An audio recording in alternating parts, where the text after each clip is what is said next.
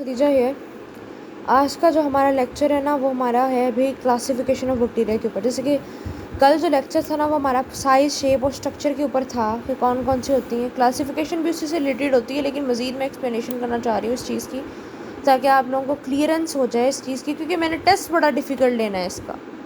ठीक है, 25 MCQs लेने और सारे बच्चों के ठीक होने चाहिए। अब देखिए, सबसे पहले हमारा क्लासिफिकेशन किंगडम मोनेरा से बिलोंग करता है बैक्टीरिया।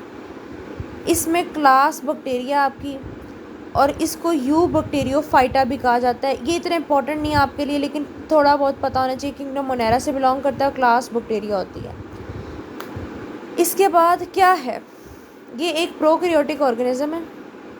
इनके पास वेल ऑर्गेनाइज न्यूक्लियस नहीं होता। MCQs पूछ लेना मैंने कि न्यूक्लियस होता है कि नहीं होता, DNA होता है कि नहीं होता, साइटोप्लाज्म होता है कि नहीं होता। तो सारी लाइनें इधर लिखी हुई हैं, चाहे तो आप लोग स्क्रीनशॉट ले लीजिएगा, चाहे तो आप लोग जो है इसको दोबारा लेक्चर रिवाइज कर लीजिएगा या नोट डाउन कर लीजिएगा। They don't have organize nucleus surrounded by nuclear membrane and the DNA found free in the cytoplasm. पूछ लेना मैंने DNA है कि नहीं, साइटोप्लाज्म फ्री पड़ा होता है, ये साइटोप्लाज्म फ्री नहीं पड़ा होता, कुछ भी पूछ लेना मैंने। Organism made up of just one cell से ऑर्गेनिज्म बना होता है, capable of multiplying by themselves as they have the power to divide. अब इनके पास जो डिवीजन वाली पावर होती है ना, उस पावर को कि वो डिवाइड हो जाते हैं माइटोसिस और मेयोसिस के प्रोसेस से, उसको बाइनरी फिजन कहते हैं। याद रखना, एक प्रोसेस जिसके थ्रू ये मल्टीप्लाई होते हैं वो बाइनरी फिजन का प्रोसेस होता है। कोई बहुत सारे बैक्टीरिया डिजीज़ कॉज करवाते हैं। अब ये देखो, ये आ गई शेप्स, आपकी शेप आ गई। शेप में क्या आ गई, bacillus, rod shape, cocci, Oval shape, ओवाइड shape, vibro, comma shape जैसे का कल बताया था, स्पाइरलम।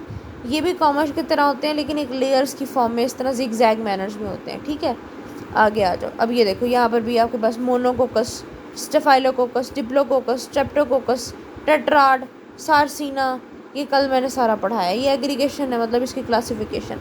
अब इसी तरह से बेसिलस की मोनोबेसिलस, डिप्लोबेसिलस, स्ट्रेप्टोबेसिलस बहुत ज़्यादा हैं, डिप्लोबेसिलस 2 हैं, मोनोबेसिलस 1 है, और कोकोबेसिलस है। बेसिलाई और जो कोकाई है उसका मिक्सचर होता है कोकोबेसिलस।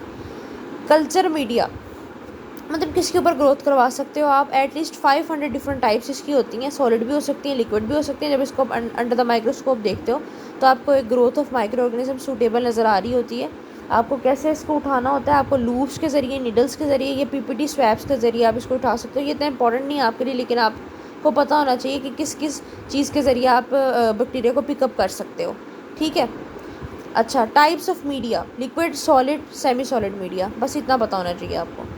अच्छा, उसके बाद सेमी सॉलिड मीडिया इस तरह के होते हैं, लिक्विड मीडिया इस तरह के होते हैं। ठीक है, अच्छा जी। Where we can find and isolate bacteria, कहाँ बैक्टीरिया पाए जाते हैं, हमारी हवा में, हमारे वाटर में, हमारे डस्ट में, हमारे human body, skin, mouth, nails, हर जगह ही हमारी बॉडी में होते हैं। वैसे तो फूड्स में, फूड पॉइजनिंग हो जाती है तो बैक्टीरिया की वजह से होती है। एनी अदर सोर्स भी हो सकता है, कोई भी और सोर्स हो सकता है। अब ये देखो, बैक्टीरिया को कल्चर के ऊपर ग्रो करवाया हुआ है, और ये नीडल या कोई भी सिरिंज के ज़रिए, लूप के ज़रिए उठाकर आपने इसके ऊपर रखा है और कल्चर के ऊपर ग्रो करवाया हुआ है, और फिर माइक्रोस्कोपी के थ्रू आपने इसको व्यू कर लिया।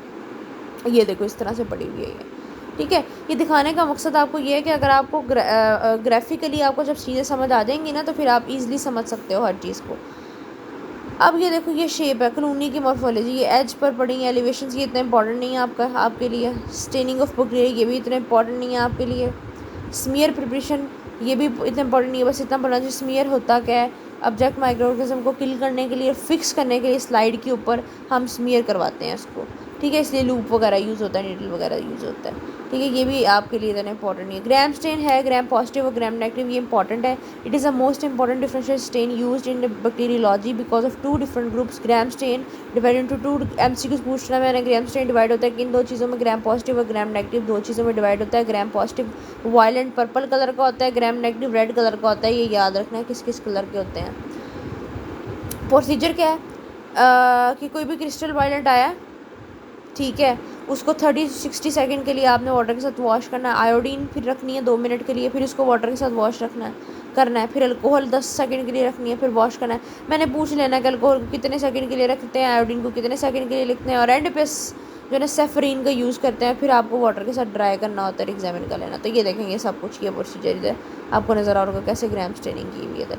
रिजल्ट क्या होगा, शेप को काई आपको मिलेगी, अगर कोकाई होगी ना तो आपको कोकाई में हमेशा इरेगुलर क्लस्टर्स नज़र आएंगे, याद रखना। और कलर कौन सा नज़र आएगा? वायलेट, ये पूछ लेना मैंने। Cocci is gram positive, staphylococci gram positive, ये मैंने पूछ लेना है। और कौन सी एग्रीगेशन होती है? इरेगुलर क्लस्टर होता है। और कलर कौन सा होता है? वायलेट, ये भी पूछ लेना मैंने एमसीक्यूज में। बेसिलाई सिंगल कलर कौन सा होता है? बेसिलाई का रेड होता है। पीछे वाले का कलर क्या था? वायलेट, इसका होता है रेड कलर, ये भी मैंने पूछ लेना। ग्राम पॉजिटिव नहीं होता, ये होता है हमारे पास ग्राम नेगेटिव। ठीक है, अच्छा जी, थैंक यू सो मच। ये था आप लोगों का आज का थोड़ा सा ओवरव्यू स्ट्रेनिंग के बारे में मैंने आपको बताया। एक्सप्लेनेशन से मैं ग्राम पॉजिटिव और ग्राम नेगेटिव आप लोगों को समझाऊंगी। ये थोड़ा क्लिनिकल व्यू था ताकि आप लोगों को ना इस लिहाज से भी समझ में आ जाए। थैंक यू सो मच, अल्लाह हाफिज़।